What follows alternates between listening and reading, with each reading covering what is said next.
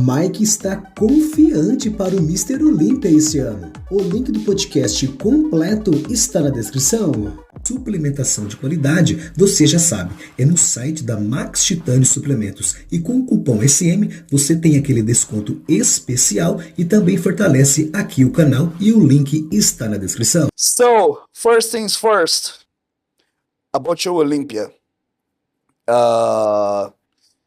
Last year, you just placed second, right behind Cbum. When Cbum, right after he won, he retired from the Classic. So technically, you're the number one. I want to know how you feel about it. So we're talking about Chris Bumstead, which is basically the most famous bodybuilder now after Arnold Schwarzenegger, and I think he's more famous than Ronnie Coleman and Jay Cutler, to be honest. Yeah. 26 million followers on Instagram.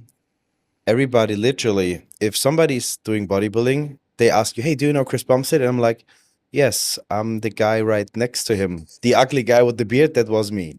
Coincidentally. What?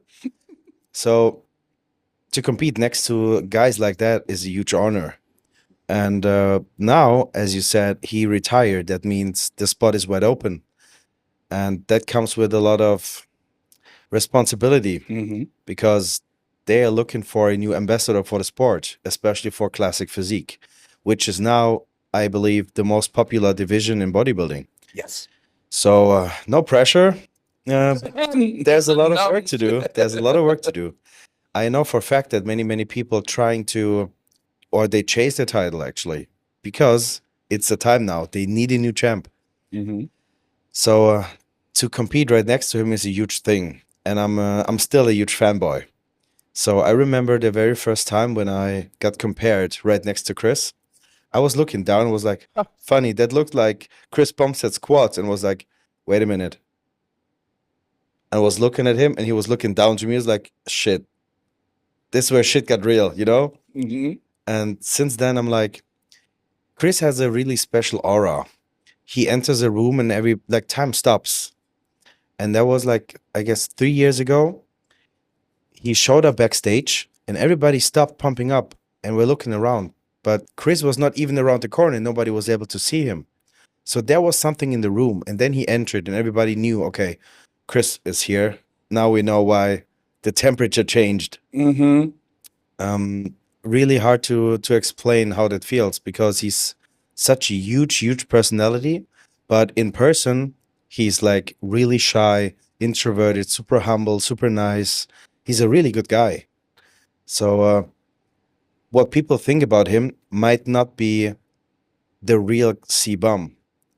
The Chris Bumstead behind Cbum is a different person. And I like him even more in private because he's such a chill person.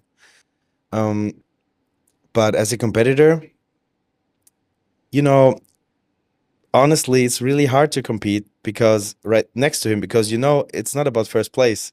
It's always about second place. And, you know, there's Chris, nothing. And then we can talk about the next placings.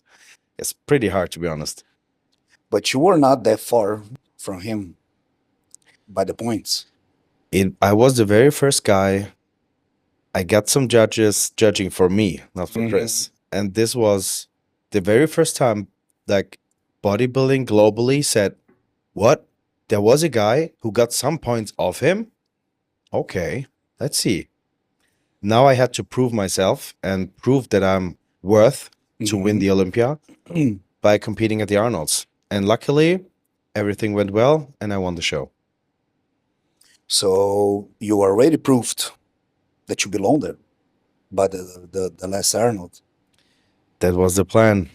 And I wanted to see how my body, or if I'm able to change in just 6 or 8 weeks. Because between the Olympia and the Arnolds, there was like 1 month or 2 months of recovery.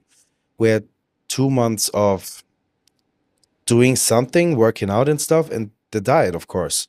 So the total time between the Olympia and the Arnolds was 4 months in total, 1.5, 2 months of recovery, staying in shape, and 2 months of diet. And we were still able to change my look. So I'm pretty excited to see what we can do in 6 months from now, because that's Olympia time. What is the plan? Can you share? Not officially, but I know exactly what we need to do. So, of course, I got some feedback from the judges. This is the most important thing right after the show. You need to talk to the judges, and they will tell you exactly what you have to do. So we did that, and they said, you don't need to change. Just show up like that at the Olympia, and you have pretty good cards. Like, your physique is almost there.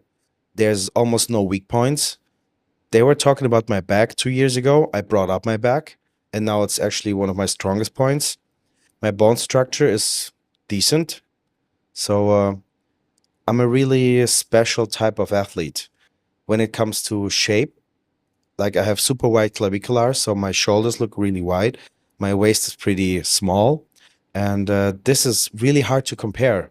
So this is apples and oranges. But it's always up to the judges what they like to see.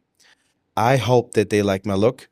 And I can almost promise that we're gonna bring something even more dramatic to the Olympia. When it comes to In terms of condition, size, in terms of cuts. what the fuck factor. Like, we brought the condition. My muscle bellies, they look full and like round and plastic, but I know what we can change to make it look more even, like outstanding. Like, fuck. This is where we need to go, because if you win the Olympia just by, a split decision, that's not how you win an Olympia. You need to show up, and it must be clear. The very first step on stage must be clear. Okay, he's the winner, and then you're worth to win the Olympia. Yeah, you've been judged exactly since your very first step on stage. When you go to stage, when you're just like, it's your time, people call out your name.